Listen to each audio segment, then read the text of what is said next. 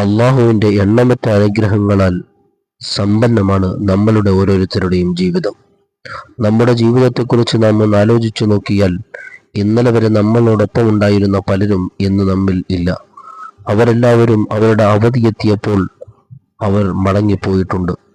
അള്ളാഹു സുബ്ഹാനഹു വ തആല നമുക്ക് തന്ന ഈ ആയുസ് അവന്റെ പൊരുത്തത്തിലായി ചിലവഴിച്ചില്ലെങ്കിൽ നാളെ റബ്ബിന്റെ കോടതിയിൽ നാം മറുപടി പറയേണ്ടി വരും.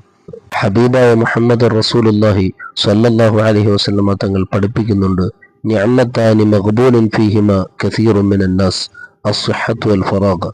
ജനങ്ങളിൽ നിന്ന് പലരും അശ്രദ്ധമായി കളയുന്ന രണ്ടു കാര്യങ്ങൾ, രണ്ടു വലിയ അനുഗ്രഹങ്ങൾ. ഒന്ന് അസ്സഹ്ഹത്തു, അവന്റെ ആരോഗ്യമാണ്. ആരോഗ്യമുള്ള സമയത്ത് നമുക്ക് ഇഷ്ടമുള്ളതൊക്കെയാണ് നാം ചെയ്തു കൂട്ടുക. റബ്ബിന്റെ കൽപ്പന പ്രകാരം ഹബീബായ റസൂലുള്ളാഹി സ്വല്ലല്ലാഹു അലൈഹി വസല്ലമ തങ്ങൾ പഠിപ്പിച്ച സഞ്ചാരപാതയിലൂടെ സഞ്ചരിക്കാൻ ഒരുപക്ഷെ നമുക്ക് ആ സമയത്ത് കഴിഞ്ഞുകൊള്ളണം എന്നില്ല. കാരണം നമ്മോടൊപ്പം ശൈത്താൻ, നമ്മുടെ ബദ്ധശത്രുവായ ഇബ്ലീസ് നമ്മെ എപ്പോഴും വഴിതെറ്റിച്ചുകൊണ്ടേയിരിക്കും. അവൻ നമ്മെ നരകത്തിലേക്ക് എത്തിക്കുന്ന വിധം നമ്മളുടെ പ്രവർത്തനങ്ങളിലും നമ്മുടെ ചിന്തകളിലും അവൻ ഇടപെട്ടുകൊണ്ടേയിരിക്കും. അത്തരത്തിൽ അവൻ നമ്മുടെ ഓരോ സമയങ്ങളും നാശത്തിലേക്കാണ് വലിച്ചു കൊണ്ടുപോകുന്നത്. ആരോഗ്യമുള്ള സമയത്ത് ഏത് തെറ്റുകളും വളരെ നിഷ്പ്രയാസം ആസ്വാദനത്തോടുകൂടി, ഹ്രസ്വമായ ആസ്വാദനത്തോടുകൂടി നമുക്ക് ചെയ്യാൻ കഴിഞ്ഞേക്കും. പക്ഷേ അത് സ്ഥായിയായ നിലനിൽപ്പില്ല അതിനൊന്നും. നമ്മുടെ ആരോഗ്യവും നമ്മുടെ സമ്പത്തും നമ്മുടെ സമയവുമെല്ലാം നീങ്ങിപ്പോകും. അതെല്ലാം കഴിഞ്ഞു പോകുന്നൊരു സമയമുണ്ട്. ആ സമയത്തെത്തുമ്പോഴാണ് നമുക്ക് നഷ്ടത്തെക്കുറിച്ച് ഓർമ്മ വരിക.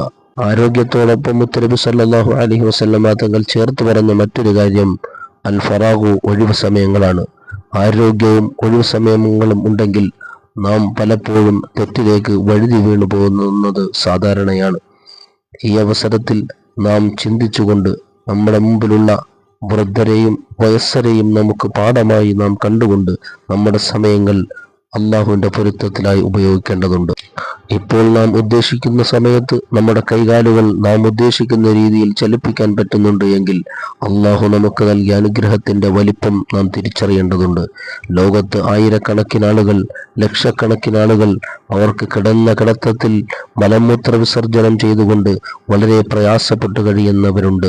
നമുക്ക് അള്ളാഹു തന്ന അനുഗ്രഹങ്ങളെ കുറിച്ചൊന്ന് ആലോചിച്ചു നോക്കൂ.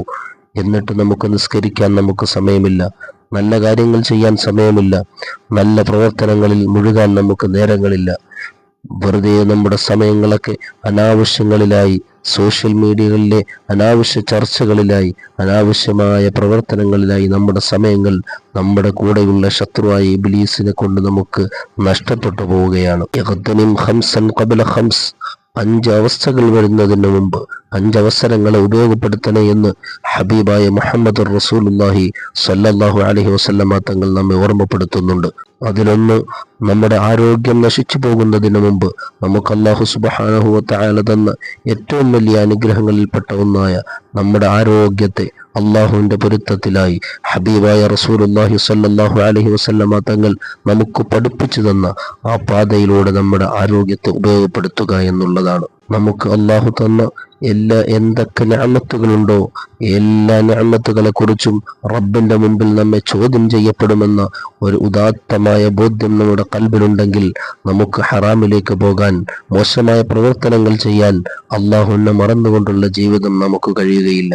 ഇപ്പോൾ നമുക്കുള്ള ആരോഗ്യവും നമ്മുടെ ഒഴിവു സമയവും നമ്മുടെ സമ്പത്തും അതെല്ലാം നീങ്ങിപ്പോകാൻ നമുക്ക് ലഭിച്ച സമയത്തിന്റെ ഒരംശം പോലും വേണ്ട എന്നുള്ളത് നാം യഥാർത്ഥത്തിൽ ചിന്തിക്കുമ്പോൾ നമ്മെ പേടിപ്പെടുത്തേണ്ടതുണ്ട്.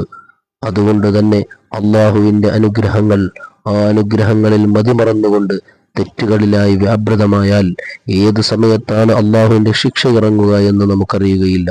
അള്ളാഹുവിന്റെ വിശാലമായ കാരുണ്യത്തെ ഉപയോഗപ്പെടുത്തി ഈ ദുനിയാവിലും തുടർന്നുള്ള ആഖിറ ജീവിതത്തിലും രക്ഷപ്പെടണമെങ്കിൽ അള്ളാഹുവിന് വഴിപ്പെട്ട് ഹബീബായ റസൂലുള്ളാഹി സ്വല്ലല്ലാഹു അലൈഹി വസല്ലമ തങ്ങൾ പറഞ്ഞു തന്ന കാര്യങ്ങൾ അനുസരിച്ച് മുന്നോട്ട് പോയാൽ മാത്രമേ നമുക്ക് ഫലവത്തായ ജീവിതം ആഖിറത്തിൽ ലഭിക്കുകയുള്ളൂ. നമുക്ക് അള്ളാഹു ഒന്നും തന്നില്ല എന്ന് പരാതി പറയുന്നതിനപ്പുറം നമ്മുടെ ചുറ്റുമുള്ളവരിലേക്കൊന്ന് കണ്ണോടിച്ചു നോക്കിയാൽ, നമ്മളെക്കാൾ താഴ്ന്നവരിലേക്കൊന്ന് കണ്ണോടിച്ചു നോക്കിയാൽ അവരെ അപേക്ഷിച്ച് നാം എത്രയോ മുകളിലാണെന്ന ബോധ്യം നമുക്ക് ഉണ്ടാകും. ആ തരത്തിൽ നമ്മുടെ ജീവിതത്തെ ഒന്ന് ക്രമപ്പെടുത്തേണ്ടതുണ്ട്. നമ്മുടെ സമീപത്തുള്ള ഹോസ്പിറ്റലിലേക്കൊന്ന് ചെന്നു നോക്കൂ. എത്രയോ പ്രയാസപ്പെട്ട് കഴിയുന്ന എത്ര വീട്ടുകാരുണ്ട്, എത്ര സുഹൃത്തുക്കളുണ്ട്. അവരെല്ലാം എങ്ങനെയെങ്കിലും ആ ഹോസ്പിറ്റൽ വിട്ട് ഒന്ന് വീട്ടിലെത്തിയിരുന്നെങ്കിൽ എന്ന് കൊതിക്കുന്നവരാണ്. നമുക്ക് അള്ളാഹു അത്തരം അവസ്ഥകളൊന്നും തന്നിട്ടില്ല. അള്ളാഹു നമുക്ക് നല്ല ആരോഗ്യം തന്നിട്ടുണ്ട്. നമുക്ക് ആവശ്യമായതെല്ലാം നമുക്ക് അള്ളാഹു നൽകിയിട്ടുണ്ട്. നമുക്ക് വിചാരിക്കുന്ന സമയത്ത് ഭക്ഷണം കഴിക്കാനും ടോയ്ലറ്റിൽ പോകേണ്ട സമയത്ത് അത് പുറത്തേക്ക് പോകുന്നുമുണ്ട്. അള്ളാഹു തന്ന അനുഗ്രഹങ്ങൾ എണ്ണിയാൽ ഒടുങ്ങാത്തതാണ്. ആർക്കാണ് അള്ളാഹു നൽകിയ അനുഗ്രഹങ്ങളെ എണ്ണിത്തിട്ടപ്പെടുത്താൻ കഴിയുക? ഒരാൾക്കും കഴിയില്ലല്ലോ അള്ളാഹുവിന്റെ അനുഗ്രഹങ്ങളെ എണ്ണിത്തിട്ടപ്പെടുത്താൻ കഴിയുക. അള്ളാഹു തന്ന അനുഗ്രഹങ്ങളെ കുറിച്ച് ചിന്തിക്കാൻ നമുക്ക് കഴിയുന്നെങ്കിൽ അതും അള്ളാഹുവിന്റെ അനുഗ്രഹങ്ങളിൽപ്പെട്ടതാണല്ലോ.